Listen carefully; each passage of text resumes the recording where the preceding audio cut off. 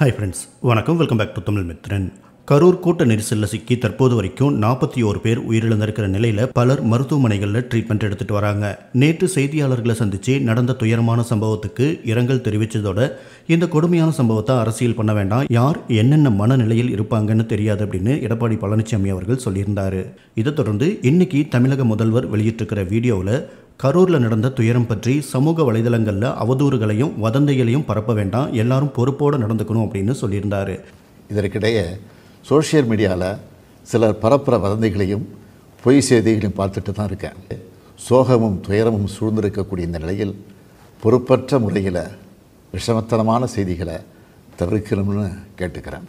இதை தொடர்ந்து கரூர் பரப்புரையில் ஏற்பட்ட நெரிசல் தொடர்பாக வதந்தி பரப்பியிருக்காங்க அப்படின்னு சொல்லி 25 பேர் மேலே போலீசார் வழக்கு பதிவு பண்ணியிருக்காங்க. இந்த நிலையில் முன்னாள் முதல்வர் எடப்பாடி பழனிசாமி அவர்கள் முதல்வருடைய அறிவிப்புக்கும் காவல்துறை நடவடிக்கை மற்றும் துணை முதல்வர் உதயநிதி ஸ்டாலின் அவர்கள் துபாய் போயிருக்கிறது. அமைச்சர் அன்பில் மகேஷ் மற்றும் முன்னாள் அமைச்சர் செந்தில் பாலாஜி ஆகியோர் சம்பவம் நடந்த அன்னைக்கு கண்ணீர் விட்டு அழுகிற மாதிரி வீடியோ வெளியிட்டது தொடர்பாக சராமாரியாக வெளுத்து வாங்கியிருக்காரு. அவர் என்ன சொல்லியிருக்காரு அப்படின்னா, தமிழ்நாட்டுக்கு வாச்சிருக்கிற முதலமைச்சர் எப்படிப்பட்ட பொம்மை முதலமைச்சர் அப்படிங்கிறதுக்கு இன்னைக்கு அவர் வெளியிட்டிருக்கிற போட்டோஷூட் வீடியோவே சாட்சி. நேற்று நான் கரூர் போய் உயிரிழந்தோருக்கு அஞ்சலி செலுத்திட்டு சிகிச்சை பெறுவோருக்கு ஆறுதல் தெரிவித்து செய்தியாளர்களை சந்தித்தப்ப எந்தவித அரசியலுக்கும் இடமில்லாமல் மக்களின் உணர்வாக என்னுடைய கருத்துக்களை தெரிவித்து அதே சமயம் மக்களின் சந்தேகங்களையும் பதிவு பண்ணேன். அதுக்கெல்லாம் உரிய பதில் அளிக்க திறனே இல்லாமல் சமூக வலைதளங்களில் அவதூறு பரவுது அப்படின்னு சொல்கிறீங்களே, என்ன அவதூறு பரவிட்டுருக்கு? உங்கள் கட்சிக்காரங்க தமிழ்நாடு மாணவர் சங்கம் அப்படிங்கிற பெயரில் போஸ்டர் ஓட்டிகிட்டு இருக்காங்களே, அந்த அவதூறா? உங்கள் கவர்மெண்ட் காவல்துறை பிரச்சாரம் செய்ய ஒதுக்கிய இடத்தில் உள்ள குளறுபடிகள், திமுகவுடைய வழக்கமான ஆம்புலன்ஸ் அரசியல், தடியடி நடத்திய காட்சிகள் வெளிவந்து அதை பற்றி பொதுமக்கள் பேசுகிறது, இதெல்லாம் வதந்தியா? பொறுப்போடு நடந்துக்கிறது அப்படின்னா என்ன? உங்கள் அமைச்சர் ஒருத்தர் அழுகிற மாதிரி நடிக்க தெரியாமல் மாட்டிக்கிட்டாரே, அதுவா? இதில் இன்னொரு அமைச்சர் தேம்பி அழுகுறாரு. அவருக்கு ஆஸ்கர் விருது சீக்கிரமா வழங்கணும்னு நான் ஆஸ்கர் நிறுவனத்தை நான் கேட்டுக்கிறேன். நான் இல்லைன்னா உங்களோட மகனும் துணை முதல்வரும் ஆனவர் கரூர் சம்பிரதாயத்துக்கு போட்டோஷூட் எடுத்த கையோட துபாய்க்கு வெக்கேஷனுக்கு பறந்து போயிட்டாரே, அதுவா?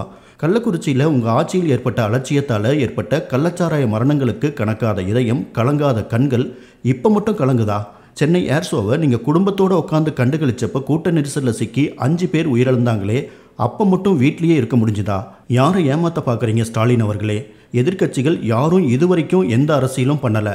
ஆனால் உங்களோட இந்த வீடியோ தான் பல அரசியல் சந்தேகங்களை ஏற்படுத்தியிருக்கு. இதில் இன்னும் கொடுமையாக நீங்கள் அமைச்ச ஒரு நபர் விசாரணை ஆணையம் விசாரிக்கிற காட்சிகள் ஊடகங்களில் தொடர்ந்து வந்துட்டுருக்கு.